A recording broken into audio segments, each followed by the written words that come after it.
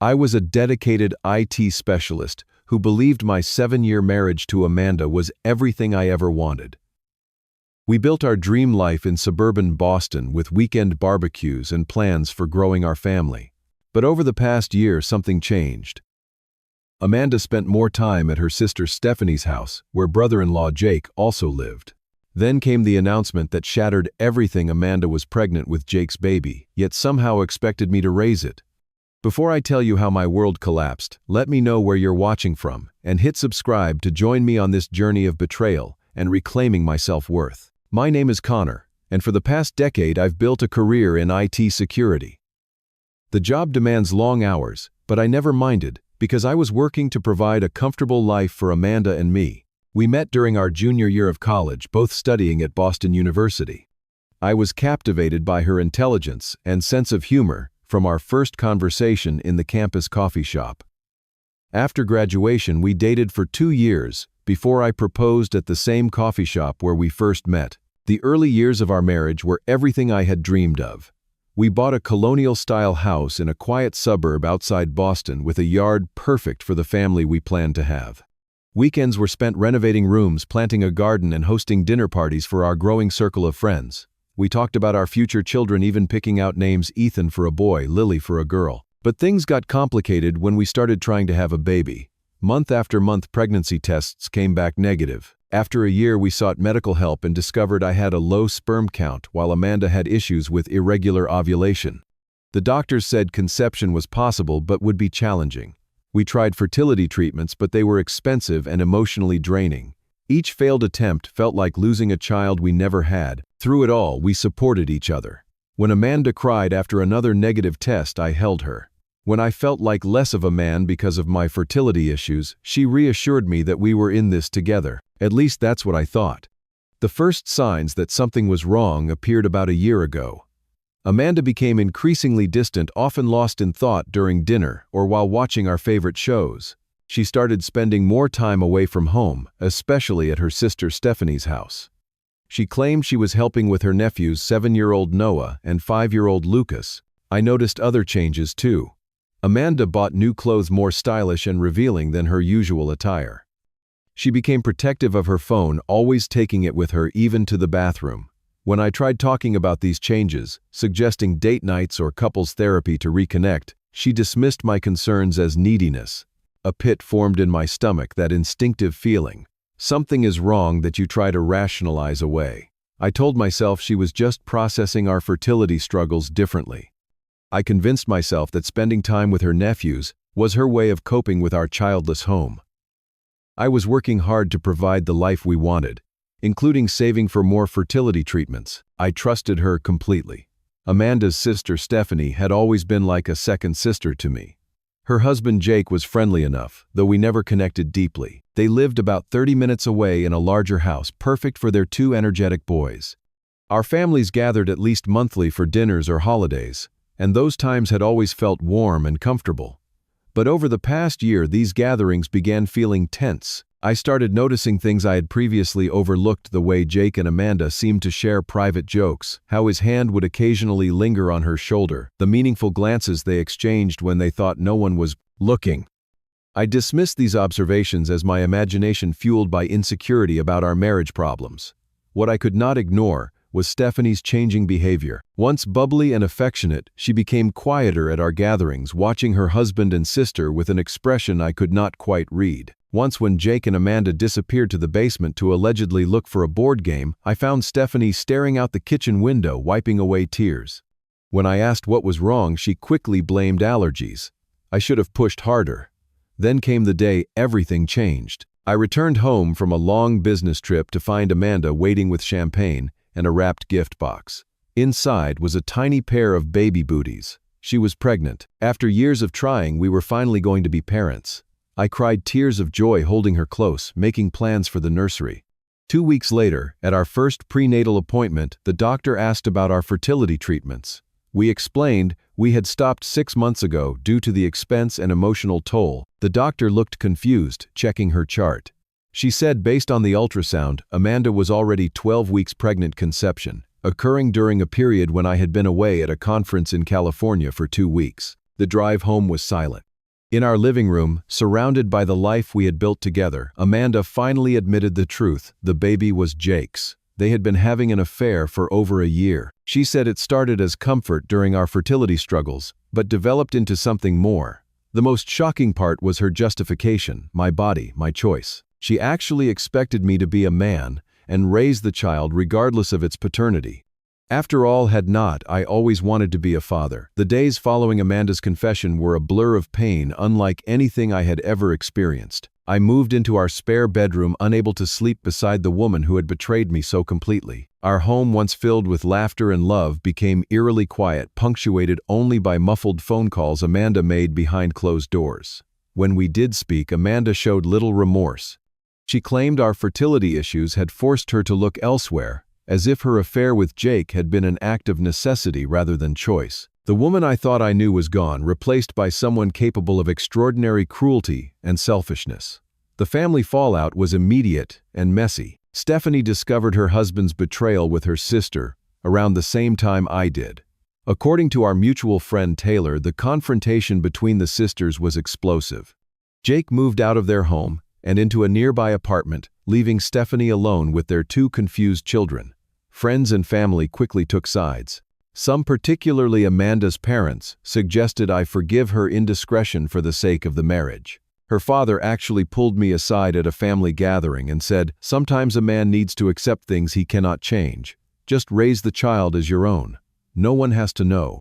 Others, including my parents and closest friends, were outraged on my behalf and encouraged me to leave the marriage immediately.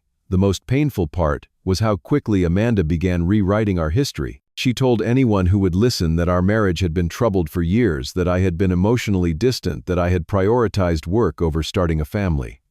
These lies hurt almost as much as the affair itself. As the initial shock wore off, Amanda intensified her efforts to manipulate me into accepting the situation. She would leave ultrasound pictures on the kitchen counter or deliberately talk about the pregnancy within earshot. When I did not respond with enthusiasm, she would say things like, "I thought you wanted to be a father more than anything. Was that all just talk?" Her family became instruments in her manipulation campaign. Her mother called regularly, telling me what a blessing this baby was despite the circumstances. Her cousin Maria, once a good friend, cornered me at a family event to say, "You need to be there for Amanda right now. She needs your support more than ever." No one seemed concerned about what I needed. The gaslighting intensified. When I expressed my feelings of betrayal and hurt, I was labeled selfish and immature. Amanda told our friends I was abandoning her, when she needed me most, conveniently omitting that the baby was her brother-in-law's. Some people actually believed I was the villain in this story, which made me question my own sanity. Was I being unreasonable for not wanting to raise my wife's affair baby? The situation reached a breaking point when I accidentally discovered the full extent of the deception. Amanda had left her tablet unlocked, and a message notification from Jake appeared. Against my better judgment, I looked. What I found was worse than I could have imagined: thousands of messages dating back more than a year, detailing not just their physical affair but the emotional betrayal as well. They had been laughing about me behind my back. Jake called me oblivious and pathetic for not noticing their relationship sooner. Amanda had shared intimate details about our marriage, including our fertility struggles and private conversations. The messages revealed they had been deliberately trying to conceive for 3 months, while Amanda and I were still attempting fertility treatments. Most devastating was a message from Amanda sent just after telling me about the pregnancy. "He actually believes we might work things out. He will raise the baby as his own." What a fool. 2 days later, Amanda announced that she expected me to pay for her delivery and support the child financially. When I refused, she delivered an ultimatum: either accept the situation or she would make sure everyone knew what kind of man I really was. She threatened to tell people I had abused her emotionally, that I had abandoned her during pregnancy, that I had known about her affair with Jake and condoned it until the pregnancy. That night alone in our guest room, I finally accepted that the woman I had loved was gone. Perhaps she had never existed at all. I realized I deserved better than this betrayal, better than a lifetime of raising another man's child while being mocked behind my back. I deserved a chance at happiness and respect. The next day I called David, a college friend who had become a family law attorney. Over lunch, he helped me understand my options and the likely outcomes of a divorce. Massachusetts is a no-fault divorce state, but Amanda's infidelity could potentially impact property division and alimony. Most importantly, I would have no legal obligation to the child, as I was not the biological father. With David's guidance, I began gathering evidence of the affair, discreetly screenshots of the text messages, credit card statements showing gifts Amanda had purchased for Jake witness accounts from friends who had seen them together. I transferred half of our joint savings to a new account in my name, only leaving the other half for Amanda. I changed the beneficiaries on my life insurance and 401k. Once everything was in place, I filed for divorce without telling Amanda. The papers would be served soon, but until then I had to continue living in our house, sleeping in the guest room, pretending I was still considering her proposal to raise Jake's child. It was the most difficult performance of my life, but I knew it would be worth it to reclaim my dignity and future. With divorce proceedings initiated, I worked closely with my lawyer to protect my assets and prepare for separation. We documented everything meticulously, the timeline of the affair, financial records, text messages, proving the paternity of the child. David assured me that while divorce is never easy, I had a strong case for a favorable settlement. I took 2 weeks of accumulated vacation time from work, explaining to my understanding boss that I was dealing with personal issues. This time was crucial for my mental health and for executing my plan. During those 2 weeks, I began quietly moving essential belongings to my friend Marcus's house, important documents, family heirlooms, irreplaceable photos from before my marriage. The hardest part was maintaining a facade of normalcy around Amanda. She seemed to believe her manipulation was working, that I was coming around to the idea of raising Jake's child. She started talking about converting my home office into a nursery.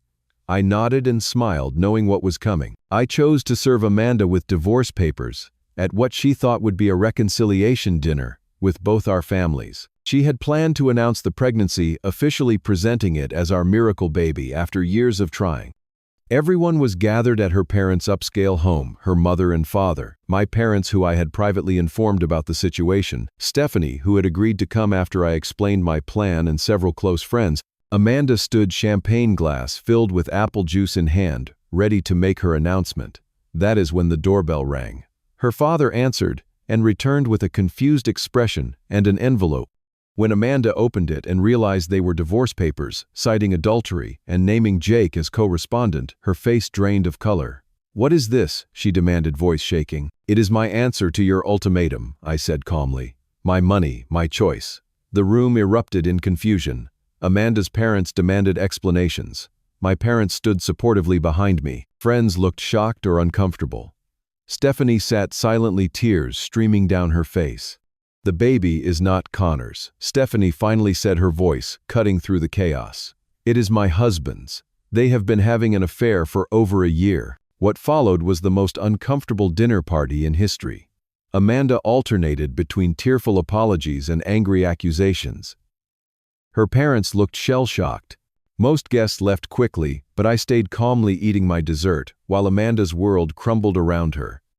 It was petty, perhaps, but after months of manipulation and lies, it felt like justice. Later that week, I learned that Jake and Stephanie's marriage was also ending. Jake had moved in with a friend, leaving Stephanie to explain to their sons why Daddy was not coming home. I felt terrible for the boys, innocent victims in their parents' drama. I reached out to Stephanie, and we met for coffee, sharing our pain and anger. Our friendship became an unexpected source of support for both of us. Meanwhile, Amanda's attempts to salvage her reputation grew increasingly desperate. She claimed the affair had been a momentary weakness, that Jake had pursued her relentlessly, that she had planned to end it before the pregnancy. Few people believed her, especially after Stephanie revealed that Amanda had been deliberately trying to get pregnant with Jake for months. The satisfaction of finally standing up for myself was tempered by waves of conflicting emotions. Some days I felt relief and even excitement about my future. Other days, grief overwhelmed me for the life and family I thought I would have. 7 years of marriage does not disappear overnight, even when ended by betrayal. I channeled my anger into productive outlets, joining a boxing gym, hiking on weekends with friends who supported me, focusing on challenging projects at work. Therapy helped me process the trauma of betrayal and rebuild my self-worth.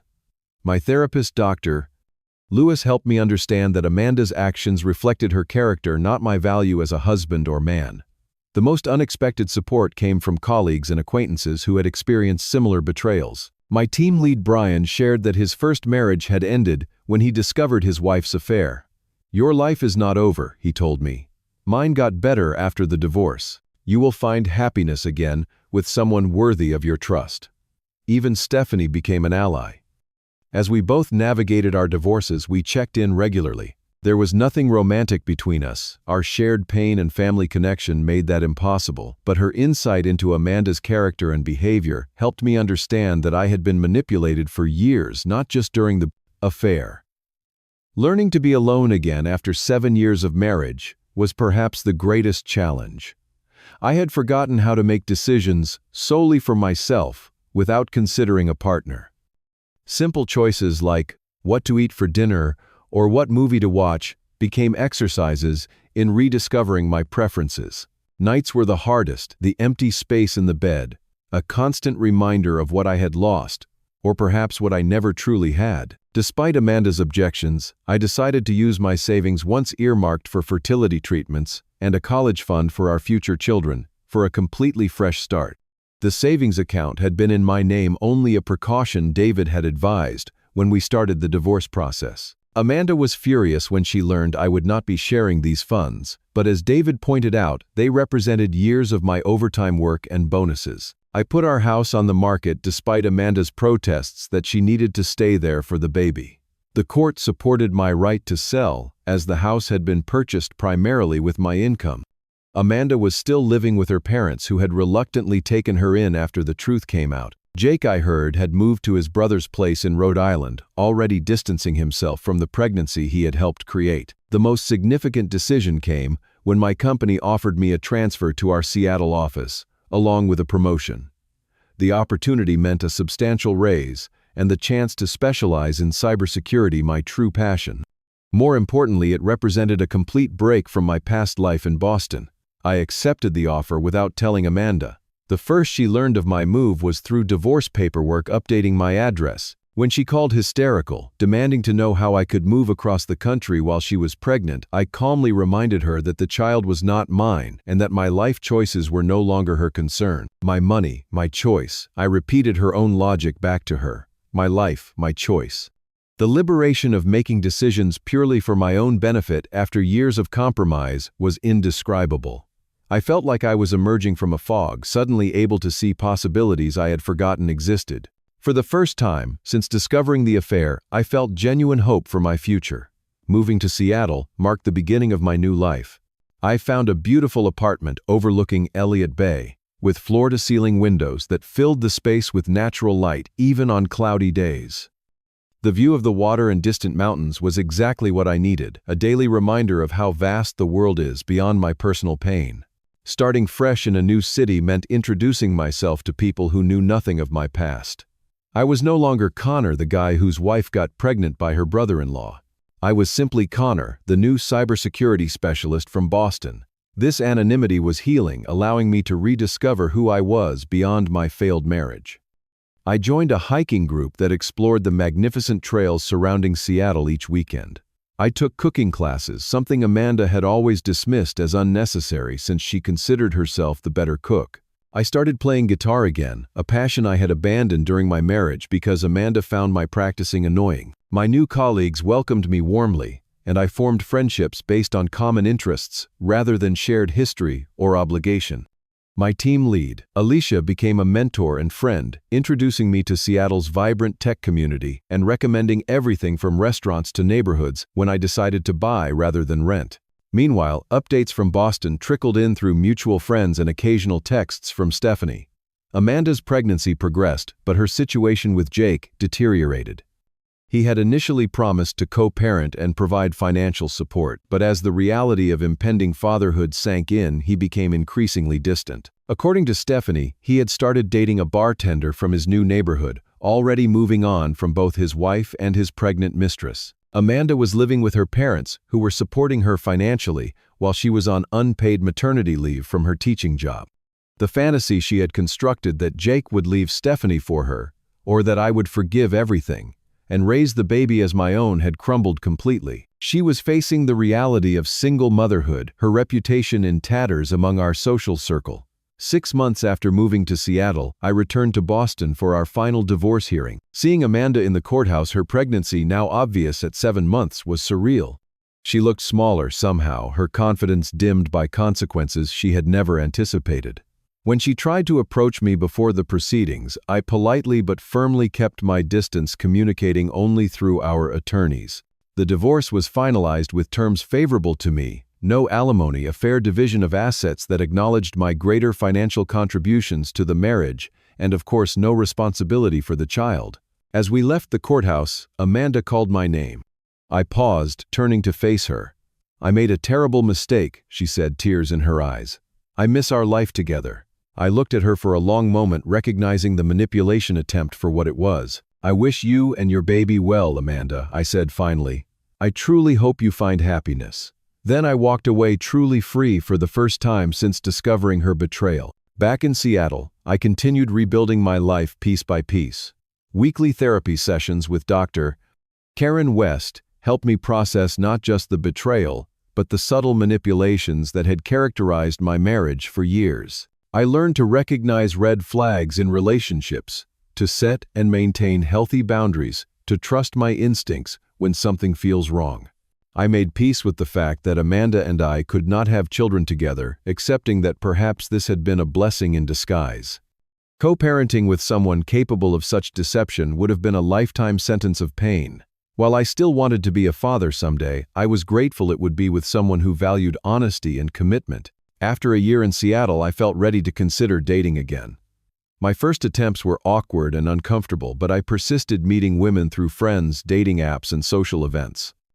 I was transparent about my divorce, without dwelling on the details, explaining that I had learned valuable lessons about trust and communication. Then I met Natalie at a charity auction for a local animal shelter. A veterinarian with kind eyes and a quick laugh, she approached relationships with refreshing directness. On our third date, she laid out her expectations: honesty, above all respect for boundaries, and clear communication about feelings and needs. Her straightforwardness was exactly what I needed after years of manipulation and lies. We took things slowly, building a foundation of friendship and trust before becoming serious. Natalie had her own past relationship wounds, and we helped each other heal, creating something stronger because of not despite our previous heartbreaks. A year into our relationship, we moved in together, combining our lives with thoughtful intention and open communication. Looking back on the painful end of my marriage, I realized that standing up for myself had changed everything. By refusing to accept Amanda's betrayal and manipulation, by walking away despite societal pressure to forgive and forget, I had opened the door to genuine happiness.